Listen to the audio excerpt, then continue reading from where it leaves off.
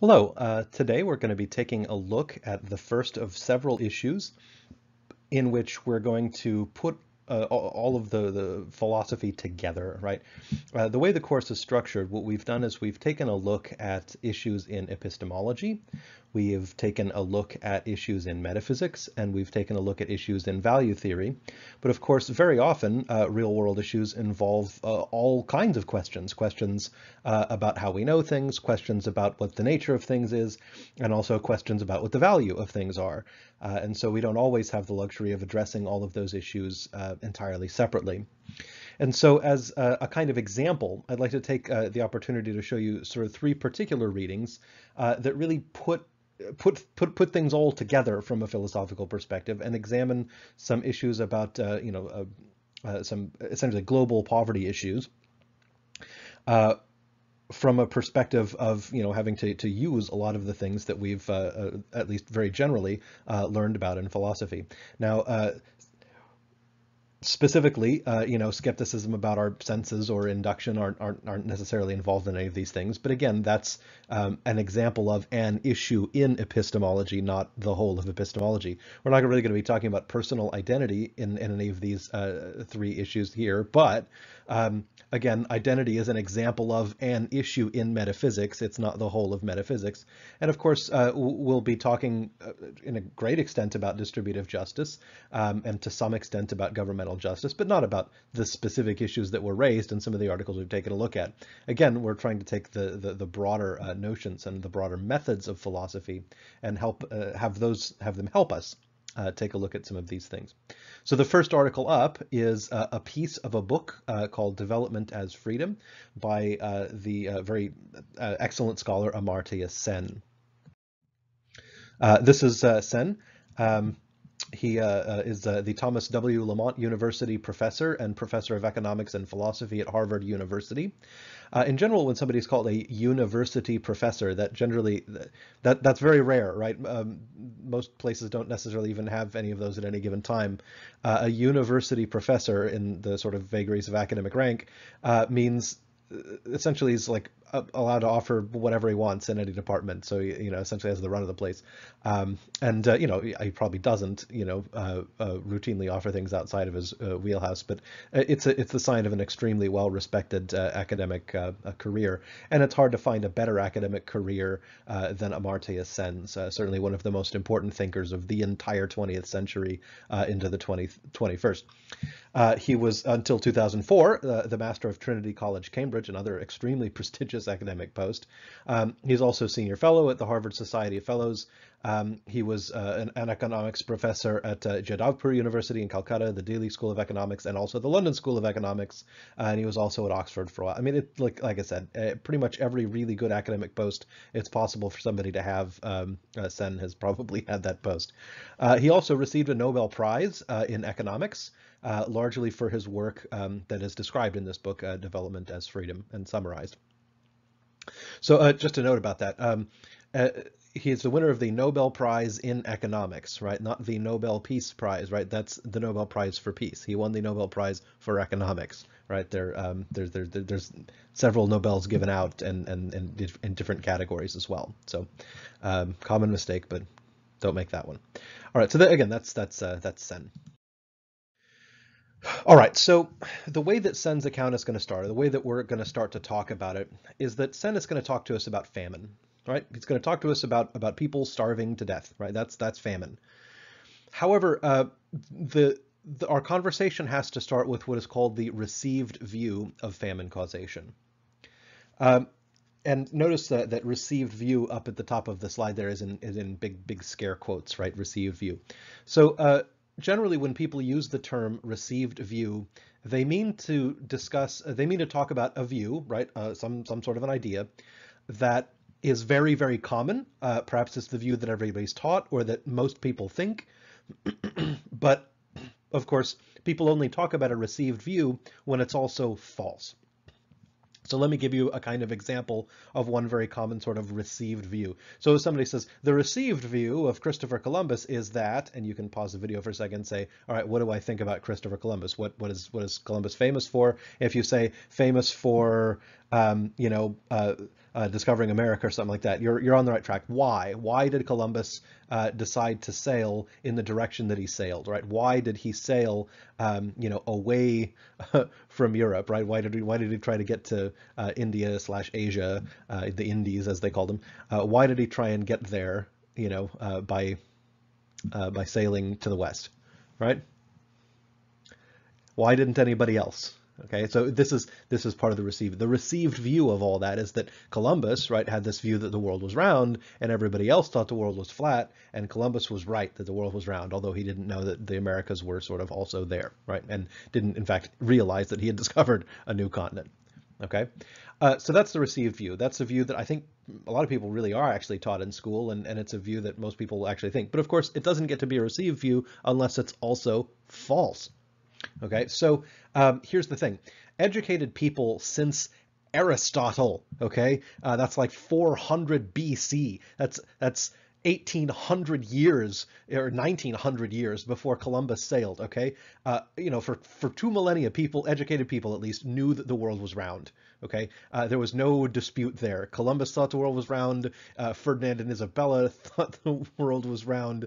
Everybody who didn't sail that direction, but instead sailed around the bottom of Africa and all the way up to get to India from Europe, they all thought the world was round. Everybody, who was doing this, everyone, they knew the world was round, okay?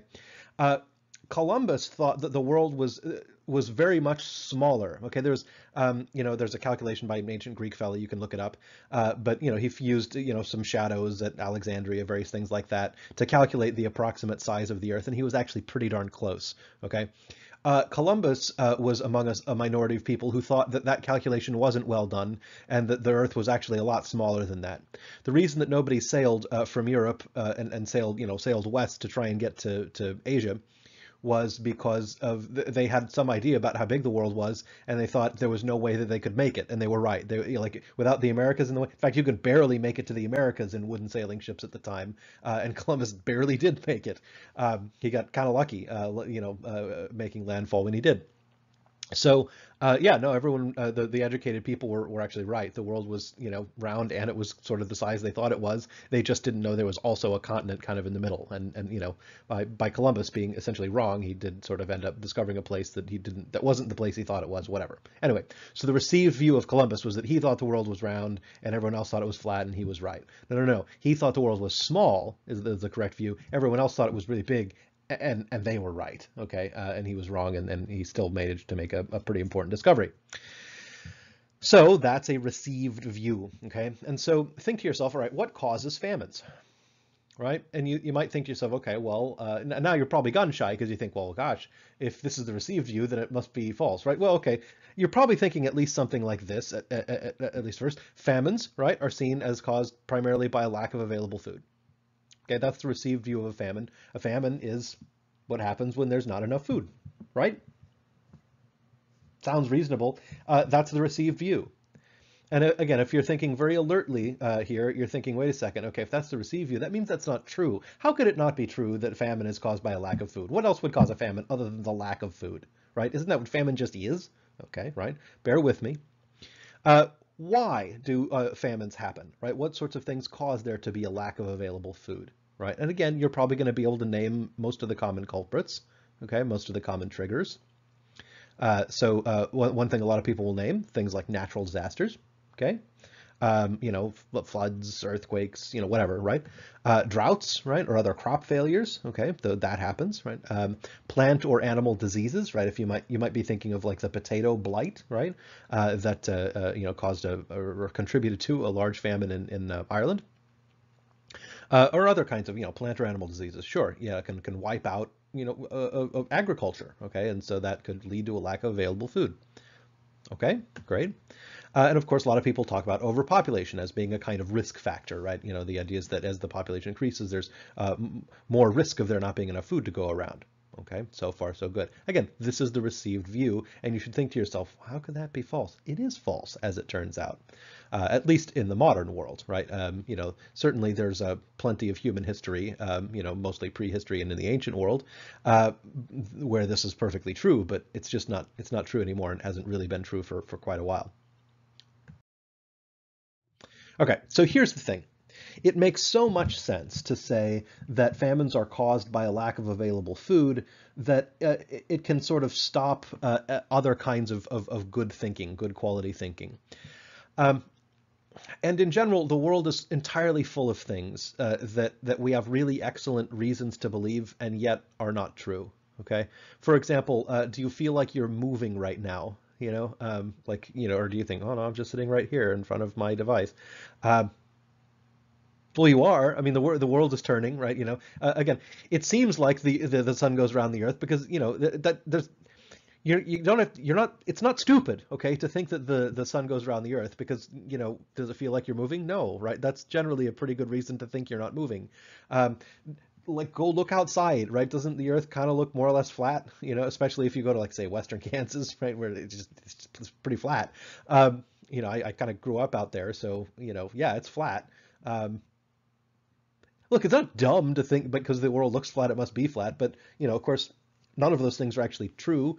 So again, lots of times we have ideas that are not dumb to have, but they're not true, right? We have very convincing evidence for it that, in light of somewhat better information, just has to be thrown out.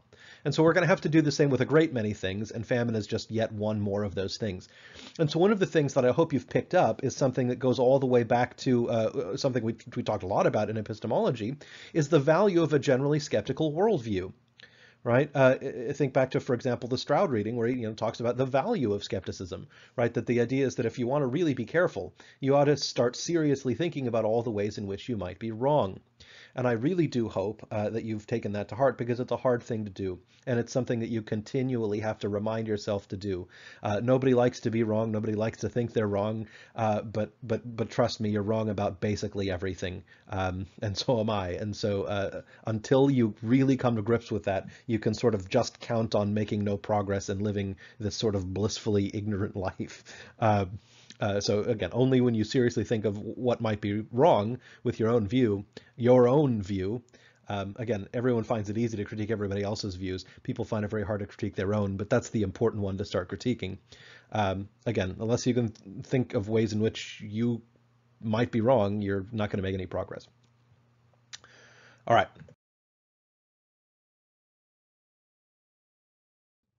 A broader view here.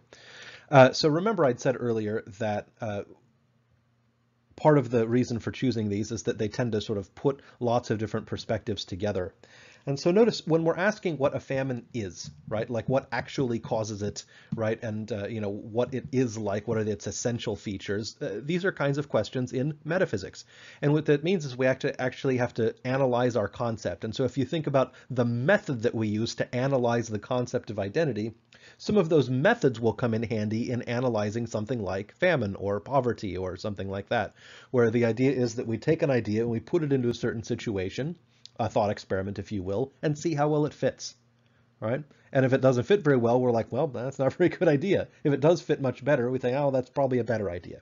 So that's the method that we used when we talked about identity in our metaphysics unit, and that's the same method that we used to talk about, the metaphysics of anything else. Also, we're going to be talking a lot about evidence, okay? When we're asking how we know what causes famines, about what our evidence does or doesn't prove, all of those things are epistemological questions, and the kinds of, again, methods of inquiry that we talked about in metaphysics, in epistemology, are going to be relevant there as well. And when we're asking about what is bad about famines or good about famine relief, that's a value question. Okay, and we're going to have to sort of keep in mind some various different perspectives on what makes something good, right? Or what makes something fair. For example, we did discuss value questions in terms of justice. All right, so where did we get this received view? Where did it come from? In fact, the received view of famine is given its most elegant expression by this fellow here. This is Thomas Malthus. And if you talk about a sort of Malthusian way of looking at things, you're talking about essentially the received view of famines, right? This idea that if there's a famine, it's because there must be too many people and too little food. Whether one of which came before the other or not, that's the idea. Okay. Now, just fair warning, you're not really allowed to consider this guy. I mean, so look, the stuff that Malthus wrote was brilliant and it was insightful. It's been in a lot of ways the foundation for the science of ecology. Uh, some of these basic insights, and some of these basic insights really are correct as far as it goes. It's just that the world changed very shortly after Malthus wrote a lot of this stuff. And just again, fair warning, you're not really allowed to consider Thomas Malthus to be like a really good guy or like a hero. Or if you say something like, "Oh, I really admire the writings of Thomas Malthus" or something like that, people sort of look at you as if you're kind of a monster. And just fair warning, here's why. He's sort of, again, despite his real honestly good intellectual work on some things, he's a bad guy. Okay, he sort of famously argued that the British Empire should simply let the Irish starve during the famines of the mid 19th century, and it mostly was just racism, essentially. I mean, that's, he was prejudiced against Irish. He, thought they were subhuman or whatever. And sort of like, oh, well, look, if there's just too many Irish and not enough potatoes, then, let the Irish starve and that problem will solve itself. I mean, he really did say things that were just as callous and worse.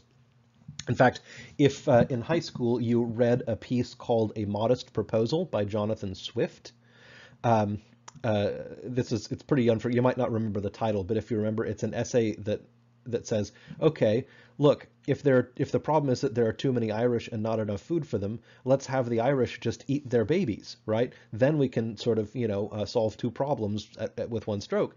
And of course, Swift was not being serious. He was being satirical. He was trying to demonstrate the absolute inhumanity of people like Thomas Malthus, who really were arguing to just simply let the Irish starve and pay no attention to the sort of problems that they were having at the time. So yeah. Anyway, if you hadn't read that piece, it's a sort of a landmark of political satire. Like, I mean, he's sort of brutally, rips apart and sort of makes fun of a certain point of view. Swift does, and it's Malthus's view that he sort of rips up largely. So in any case, let's take a look at what Malthus actually says about population. That part is going to be important. So here's Malthusian population theory. The idea is this, that populations increase exponentially or geometrically. It is by multiplication in Malthusian terms, right? That's the green line on that graph there, right? So let's grab have my little laser pointer. Here we go. There's the green line. Okay. All right. So there it is. Okay. The idea is that this is what an exponential looks like on a graph. Okay, the idea is that just it gets bigger and bigger and bigger, and then continues to get bigger faster as it takes off, right? So that's how populations increase. Okay. Farmable land, okay, increases what's called arithmetically, that is by adding, okay? And so at best, that's more or less linear, okay? The idea is that, like, you can only sort of prepare enough land and, enough new land, essentially, and there's only so much of it, and so that this line can't even go on forever. In reality, it's probably closer to a set of plateaus, a little, an increase and a plateau, an increase and a plateau, right? But in general, we want to say, look, and here, so this is, again, that's the orange line. And it doesn't take, a sort of a genius, even though Malthus seems to have been one of the first people to really notice this in this context, that any exponential is going to overtake any linear pretty much no matter what, right? I mean, again, there's some mathematically uninteresting exceptions, but yeah, I mean, so there's some point which is labeled as Malthusian trap, at which the food required, right, which is the size of your population, goes above your food produced line, that is your amount of available farmland, essentially.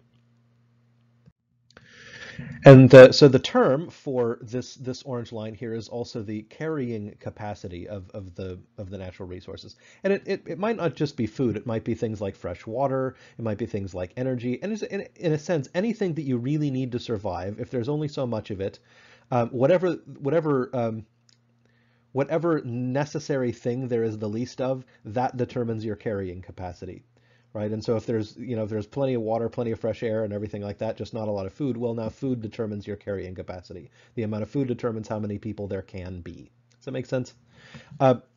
I'm asking the screen here. Does that make sense? Of course the screen says, yeah, it makes perfect sense to me, right? Uh, And so when population exceeds then the carrying capacity of the natural resources, people die. Now that's not true just of people. This is again a basic ecological fact, right? If you've probably seen charts with like the population of deer versus wolves or something like that, right? Whereas the deer population increases, well, there's more food for the wolves, and that means the wolf population can increase. But that has the byproduct of making, of killing more deer, right? And so the deer population decreases, and then because there's less food, the wolf population decreases as well. And so you see the two things sort of reach a kind of equilibrium where they sort of, wax and wane, but the idea is that one never really grows too terribly out of whack unless something happens, right? So again, if there's only so much food, there can be only that size of a population, or only so much of a certain resource, there can only be that much of a certain of a population. Okay. So again, these are some basic ideas, and again, as far as they go, they're true. Okay. And so Malthus simply thought that what was going on in Ireland was that the food required line had gone past the food produced line, and that was what happened was sort of natural and unavoidable, and because he didn't like Irish people, good, right? And so he was, again, not a good guy. He was also wrong about that, and so we'll talk about the Irish famines in a little bit. Well, here's the deal. About half a century after Malthus is writing what he's writing, people start to take a lot of this seriously and think to themselves, well, I wonder what the carrying capacity of the planet Earth really is, right? Like taken as a whole planet. How many people can there really be? And so people start looking around trying to answer this question. Scientists are like, well, boy, what are we going to run out of first? What is the resource that is going to determine the carrying capacity of the planet Earth? And it became pretty clear by the end of the 19th century that the answer was fixed nitrogen. We'll talk about what fixed nitrogen is here in a second. But it's the thing that there's only so much of, and we don't get more of it very quickly at all. And it's a thing that all of our agriculture desperately needs, and there's not all that much of it. And so Crookes and some others were sort of forecasting, see, with this sort of wonderful sort of hipster mustache. I mean, look, if you think that hipsters do cool stuff with facial hair now, or really crazy stuff now, you've seen nothing. We still have nothing on the 19th century. Go look at like a Civil War photo album, and the kinds of crazy facial hair it's unbelievable. Okay. But in any case, right, so this is Sir William Crookes, right? He was a chemist, okay, and he issued a challenge, okay? This is called Crookes's challenge. And he says, okay, everybody, we've got to figure out this fixed nitrogen problem. Otherwise, we really will run out of food globally, right, in about 1930, it was his estimate. And actually, he probably wasn't very far off, right? I mean, it was...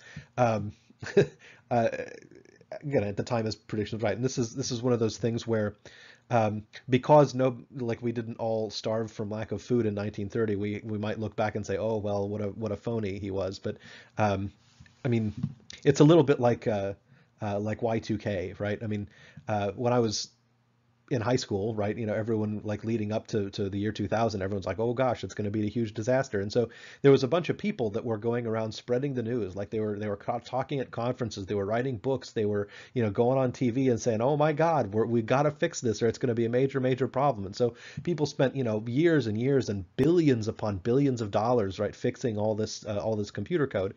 And then Y2K came and Y2K went, and it was basically no problem at all, right? And so a lot of these people got called, sort of frauds and silly, sort of chicken littles, saying that the sky is falling and all that sort of stuff.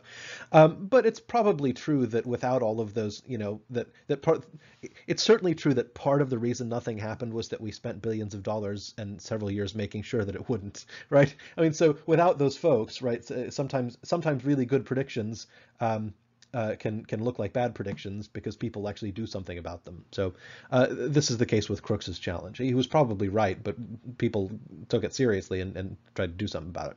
So fixed nitrogen. So fixed nitrogen is this, okay? So this is atmospheric nitrogen, okay? This is N2, right? It's this. So if you look at these things here, these little triple lines, what are those? Okay, and if you don't know what those are, your high school chemistry teachers, like just doing a face palm, shaking their head, right? That's a triple covalent bond. That is a very, very strong chemical bond. That means if you think about it this way, each of those nitrogens has got like 3 arms or whatever, and they're just hugging each other with all 3 of their arms, right? And they won't let go. That's an analogy I don't know that my high school chemistry teacher would have liked. She's probably rolling over in a grave. Actually, I'm sure she's not dead, but you know what I mean. And so in any case, yeah, look, these nitrogens here, they don't react with anything, okay? They're just stuck together and they're inert, all right? So about 3/4 of, something like 70%, 3/4 of the air that's around you is all that, right? It's all that kind of nitrogen. And in fact, if you go to Washington, D.C. and see like the original Constitution or the original Declaration of Independence, it's in a little case that's filled with nitrogen. And the reason for that is that it doesn't react with anything. It helps to keep the document from actually decaying. Right, so that's atmospheric nitrogen. This here is what we call fixed nitrogen in the form of ammonia. So ammonia is NH3, and so we have a nitrogen here. And again, it's holding hands with the hydrogen over here, holding hands with the hydrogen over there, holding hands with the hydrogen over here. And so it's all ready to join a chemical party and be part of organic chemistry, which is a good thing because every molecule of DNA requires nitrogens, right? Fixed nitrogens, not these atmospheric nitrogens that will only interact with other nitrogens. Okay, so that's a big deal. Every piece of biological matter on this planet requires fixed nitrogen. And so the idea is that, Crookes was looking around saying, look, there's only so much of that, right? So there can only be so much biomass and only so much living tissue between, plants and animals and everything, right? So there are natural processes that turn this atmospheric nitrogen into fixed nitrogen, but they're very, very, very slow. And so, yeah, there absolutely was there's a ceiling on that one, or at least there was. Okay, well, here's what changed. These guys, this is on the left, Fritz Haber, and on the right, Karl Bosch. If you had to take a guess, you'd probably get their nationality correct. The names and the very stern expressions, they're Germans, right? So German men of a certain age, they just always look like this in photographs. My grandfather was ethnically German. He was born in the United States, but he actually didn't learn English until he went to school. He spoke German as his first language. He always looked like this in photographs. He looked so very happy. He actually was generally a happy guy, but I mean, it was not okay for German men of a certain age to look okay, to look happy in a photograph. I don't know why. Anyway, so Bosch, I'll start with, is well, actually, let's start with Fritzy over here. Okay, so this guy, these two together, right, invented something that's called the Haber-Bosch process. And what it does is it turns atmospheric nitrogen into fixed nitrogen, right? It's essentially Haber was a chemist, right, who sort of invented the process in a lab, a tabletop setting, and Bosch was the engineer that scaled it up and made it sort of a mass and industry, essentially, right?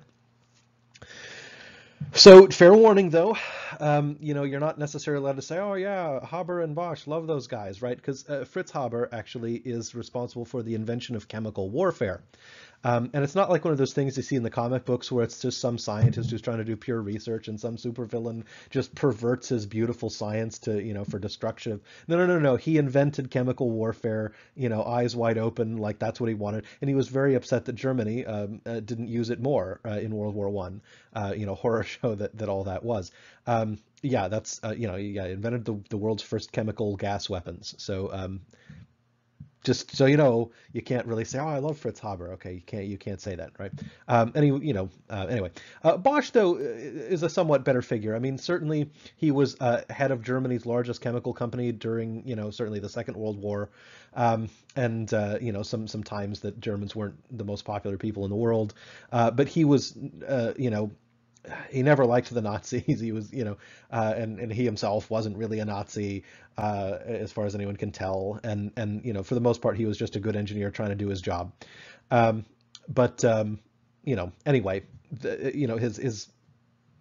he doesn't quite have the history that Haber has. But actually, one of the projects that Bosch was involved in as a young engineer, and one of the things that made his company, IG Farben, now BASF, one of the things put them on the map was inventing a synthetic blue dye that everybody wanted, but it was really sort of hard to figure out how to make, and they figured out how to make it. And it's actually the blue that's in your blue jeans, right? That's and so to some indirectly you can thank Karl Bosch for putting the blue in your blue jeans, but also for inventing a process that basically turns air into bread. And that's a big deal. So for all of you sort of wonkish types, here's a diagram of how the Haber-Bosch process works. Okay, you can pause the video and take a look at that if you want. Okay, so here's one of my favorite infographics ever. This is the effect of the Haber-Bosch process. I think the Haber-Bosch process is probably one of the most important inventions in all of human history, and it's not like even close, and yet basically nobody's ever heard of it. Sort of really, really crazy stuff. Okay, there's a really great book about it called The Alchemy of Air by a guy named Thomas Haber, I believe is the name of the author. Really good book. It's mostly a biography of this whole process. It's not like a very stuffy academic book. It's really fun read.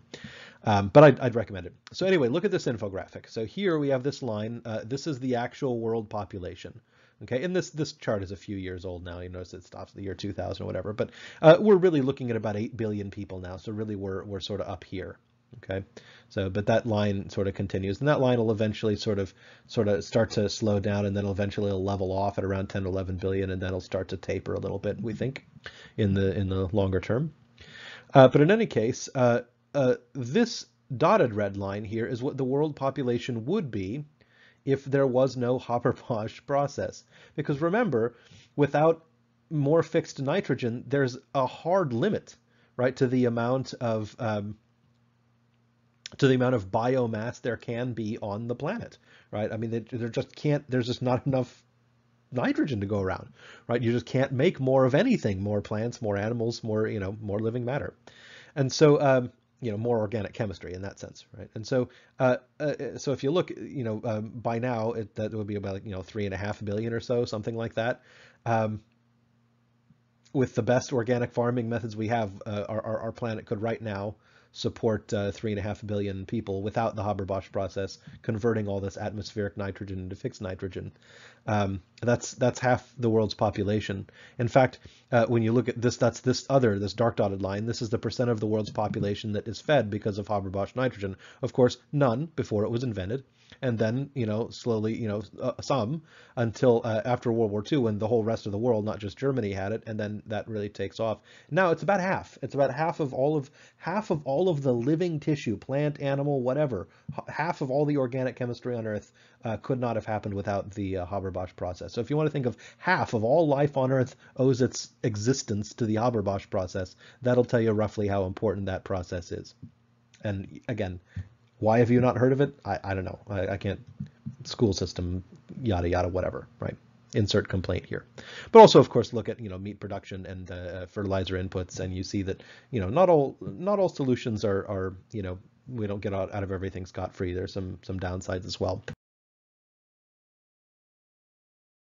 That gives us our next bit of a theme.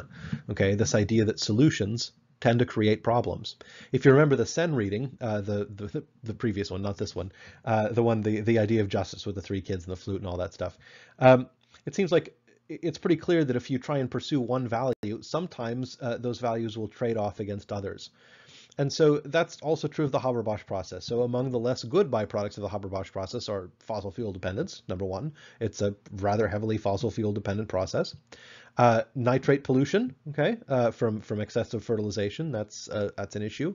And of course, a lack of biodiversity. As we have sort of a much more massive food system. So a lot of the worst aspects of our sort of modern industrial food system are to some degree, the fault of the Haber-Bosch process or byproducts of that process. And so here's the deal. If our theories, okay, about what is valuable can reasonably disagree, we should then expect that our solutions to some problems will perhaps worsen or create other problems. And we always have to think very carefully about that. All right, so why have I taken you on this long tour through industrial chemistry and all these other things, right? What's the point of that? Because it's been quite a long tour. Well, it's to illustrate this, okay, that in the modern world, right, in the last, say, 100+ years, there has not been, in fact, a shortage of available food, right? In fact, today on this planet, enough food is grown for every man, woman, and child to have a 2,200 calorie per day diet, right? There just is plenty of calories available. There is not a lack of available food, and there has not been at any time in the modern era, right? And so there have been famines, many famines in the modern era. And so if we're going to be explaining what causes famines or how to account for the famines that there have been, we do have to come face to face with the idea that it can't be because of a simple lack of available food, because there just hasn't been a lack of available food in that time period. Again, I'm talking, like, look, 2,000 years ago in, ancient Syria, yeah, there probably were famines due to there not being enough food in that place and at that time. But again, in the modern world, that's just not that's not an issue. Okay, and so Sen says, okay, we have to go back to the drawing board and explain why we have had famines in conditions where there hasn't actually been a lack of available food, right?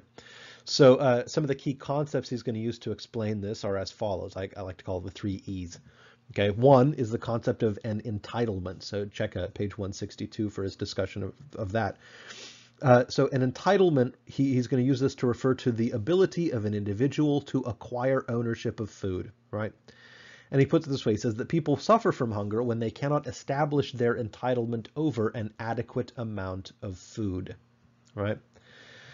So the idea is that it's not that there's a lack of available food, it's that famines will happen when people cannot buy the food that is available, right? That's going to be a central insight that Sen comes to realize.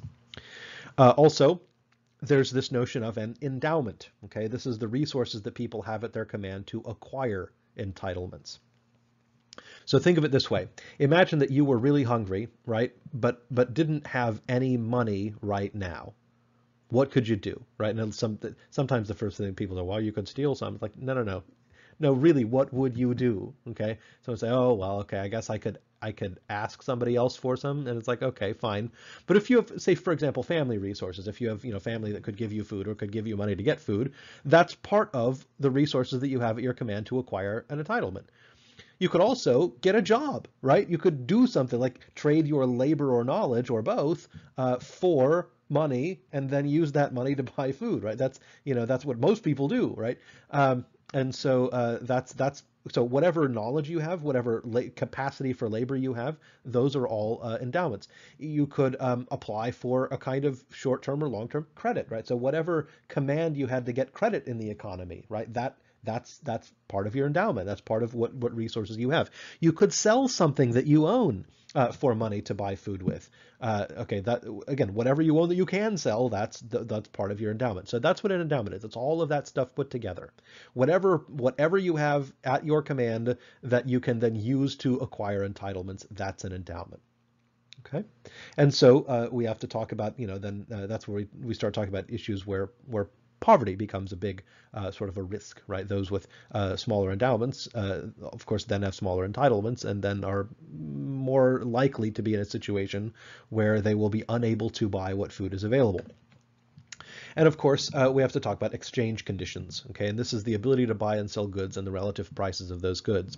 So imagine that your livelihood is that you're a fisherman, right? You have a fishing boat and you catch fish, and the idea is that you don't just like eat all of the fish that you catch, right? And that's how you live, right? Because you need money for other things too. No, you catch the fish and then you sell them in a market. And then you use the money to buy the food you need, right? Which might include some fish, right? Or you might keep some of the things you catch, but that's not, but so imagine that the relative price of, say, fish and rice got, like the price of rice went way, way up and the price of fish went way, way down. Now, all of a sudden, your endowment has taken a large hit, okay, because of the exchange conditions, because of the relative prices of various goods or the relative ability to buy and sell certain goods, right? So that's how the exchange conditions can enter into all of this fact. So all these things can get put together and will be variously applicable in different kinds of cases of famines. So let's talk about a number of famines. Okay, we could talk about the famine in Bangladesh in 1974. This is one of the worst famines of the later 20th century. And one thing that's interesting about that one is that it actually occurred during peak food availability. Okay, that is, there was more food available per person in 1974 in Bangladesh, right, than in any other year between 1971 and 76. Okay, it's not just that there wasn't a lack of available food. There was more food available in 1974 than there was in any year between 71 and 76. And not just globally, in Bangladesh, where the famine occurred. Okay? Why, then, should such a famine occur? Again, it's situations like this that really have to make you call into question the received view, right? This idea that famines are from a lack of available food. There was no lack of available food, and yet there was a horrible famine. If you look at this, again, another really stunning infographic here. Um, uh, this is Ireland's population from 1600 to roughly the present. Okay, and so notice, of course, it increases, and all of a sudden you just have this precipitous dive in the middle of the 19th century, right? Um, and then, of course, sort of flattening off, and then a recovery over the course of most of the 20th century. But look at the population from its height to now, right? The population of Ireland is lower now than it was in 1840. I mean, think about that for a second. How many places do you think that's true of? That the population now is lower than the population in 1840? I mean, the world's population has like tripled or been multiplied by 6 or something crazy, right? And yeah, no, I mean, this is insane. Like, this is a disaster so bad that Ireland has still not recovered. Okay, that's really something. So that's striking. Here's the other factoid, right? During those famines of the 1840s, Ireland actually exported food. Right? It's not that there wasn't enough food; it's that the people, the people who were there were starving it. They couldn't buy it. Right? It's not that it wasn't there; it's that they couldn't buy it. In fact, this is something that we should say about farmers. Again, farmers don't grow food to eat, right? Like, I mean, like go to some farmhouse somewhere, knock on the door, see if the people who own the farm is there, and ask them, hey, do you eat that corn that you're growing out there? Of course they don't. It tastes like sawdust. It's terrible. It's an industrial product for the most part, used for animal feed and high fructose corn syrup and various other things like that. I mean, you can buy sweet corn, but that's not the same thing as you see most of, farmers growing. No. Farmers, right? That's their job, okay? They might also have like vegetable gardens or something that they use for themselves, but that's different, okay? What you do as a farmer is you grow a crop and you sell the crop on the market, and then you use the money to buy the things you need, okay? So the problem with the crop disease, the potato blight that killed so many, totally destroyed so many Irish potato crops. The problem is not that then the Irish couldn't eat potatoes, right? In fact, you have Sen even mentions this. You've got all kinds of, British writers at the time, like, people like Malthus, who are like, well, look, if they can't figure out how to eat something other than potatoes, it's their own fault, right? I mean, it's the sort of let them eat cake response, Again, the point is not that like there just wasn't enough potatoes and they couldn't eat something other than potatoes. It's that they were farmers, and if they couldn't sell their potatoes, they couldn't afford to buy anything, no matter what was available. And of course, plenty of food was available in the British Empire at large, and in Ireland in particular, right? But it was exported because people elsewhere had money, and the people whose crops were all failing didn't, and so they largely starved. Right? If they couldn't emigrate or go somewhere else, do something else, right? And it's pretty horrible. Another story that Sen tells is in Bengal. A series of floods disrupted the transportation of rice crops. And as a result, the large number of people whose incomes depended on transporting that crop lost their ability to buy it despite its availability. And of course, in that context, hoarding and gouging made everything worse, right? This is why, in general, a good society will put a tamper on those kinds of things pretty quickly. Otherwise, it makes bad situations worse. And so it's time then to talk about what Sen views as the real actual risk factors of famine, the kinds of things that really actually make a population more vulnerable. And the biggest one of those is social and political alienation. In general, when you have a group of people who's governed by somebody who doesn't care about them, right, or if there's some sort of a racial animus or cultural animus involved, that's going to make it much more likely that any kind of economic crisis or economic trouble is going to be met with disaster, right? Or something like some people will starve to death despite there being enough food available. So, for example, this is an old woodcut of just this sort of thing from mid 19th century, and it's called the English laborer's burden, right? Um, and it's got this for very sort of Irish stereotype, riding on the back of this, honest English laborer with some big sack of money or something like that. Now, look, if the Irish really did have big sacks of money, it would have been news to the Irish. But you see this kind of cultural antipathy even to the present day, right? Where some people say that, oh, there's all these group of people that the government just gives them big bags of money and they ride on everybody else's hard work, and it's not true. I mean, if those folks have big bags of money, it would be news to them. So in any case, this idea of social and political alienation always plays a big role in modern famine. Also, just poverty itself. Okay, the closer any population is to the edge, the more likely that any particular problem, any particular disruption in the market, or anything else, any other kind of bad luck, will just lead to disaster. Okay, so in general, it's a good thing to try and reduce poverty to the greatest extent practical. Economic indiversity. If you are in a time and a place where too many people rely on the same thing for their livelihood, for their job, then if anything happens to that job, then you have lots of people in a bad situation all at the same time. And again, that tends to be a recipe for disaster. And also what we call poor institutional technologies. That's a technical term for crappy government. Right. So the photo here is actually a rusting derelict off the coast of, or really on the coast of Nigeria. And Nigeria is sort of they have a lot of coastline, and they have a lot of derelicts. A lot of these ships that were either sort of run aground in bad weather, or ships that broke down, or ships that were just sort of dumped, and the government itself isn't well organized or wealthy enough to deal with it.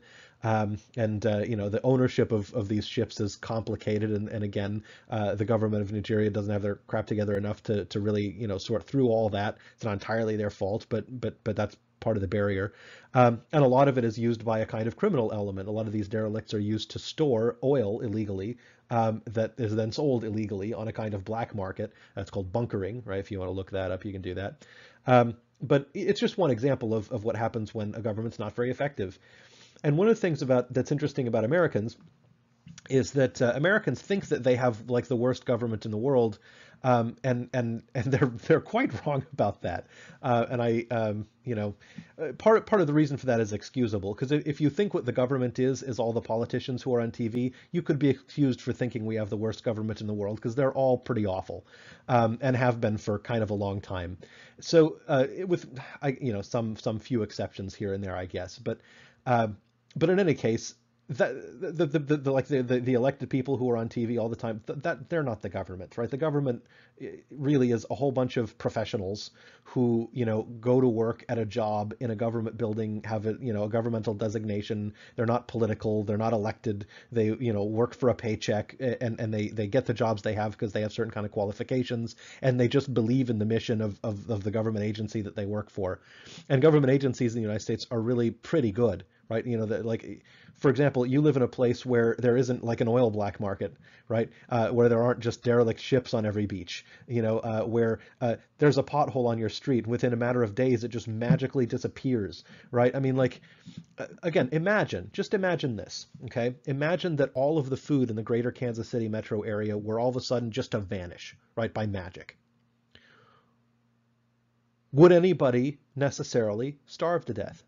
Right? Would we have a widespread famine in the Kansas City metro area? Would we all be just toast? Of course not. Right? I mean, because we have pretty good, our local government, our state governments, that on either side of the line, and of course the national government, they declare a state of emergency, right?